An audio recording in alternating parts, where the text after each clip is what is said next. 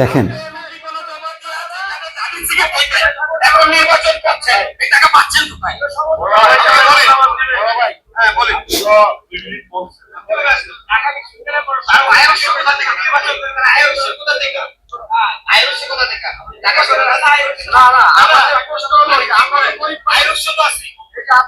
যখন পুরা ভার্সিটিতে 2000 ছাত্রলীগ ছিল, ছাত্র দল সবাই মিলে ওই সময় যারা ইলেকশন করছে ছাত্র দলের উপর 200 জন দাঁড়ায় ছিল। ছাত্র দল ছিল ঢাকা মেডিকেলের গেটে। আমরা 3 সিটি থেকে ছাত্র লীগের মুখোমুখি রাইখা কথা বলছিলাম, ঠিক আছে? এরপরে শেষ করছি। ভারতের বিরুদ্ধে তখন কথা বলা যেত, বলেন যাইতো না। তখন আমরা 54 দিন আমি একা রাখতাম। আমাদেরকে চিনবেন না। কুমিল্লাতে টাকা কিভাবে আসছে? টাকা কিভাবে আসছে? কিভাবে আসলো?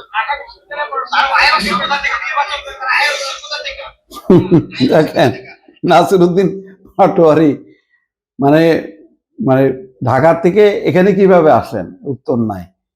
আয়ের উৎস কি? নির্বাচন যে করতেছেন টাকা কোথা থেকে পাইলো? সে তো ছাত্র, এর জবাব নেই। আসলে এগুলির জবাব নেই, এটাই হলো সত্য।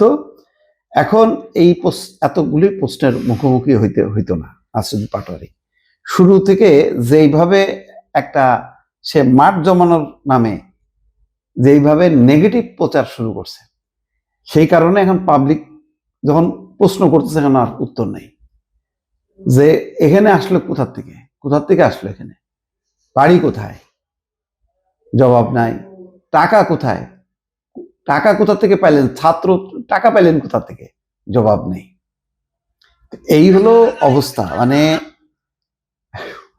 হয় কি সবকিছুর মানে শেষ আছে এবং সীমা আছে, এটা ভাবা দরকার।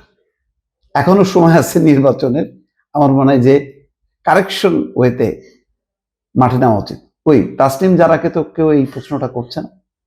তাসনিম যারা ওপেন, সে ইলেকশন করবে, এত টাকা লাগবে, সে পাবলিকের কাছ থেকে টাকা চাইছে, টাকা আসছে, সে নেমে গেছে, তারে কেউ প্রশ্ন করে না। কিন্তু নাসিরউদ্দিন পাটোয়ারিকে প্রশ্ন করছে এবং এই প্রশ্ন বোধহয় সম্ভবত চলতেই থাকবে।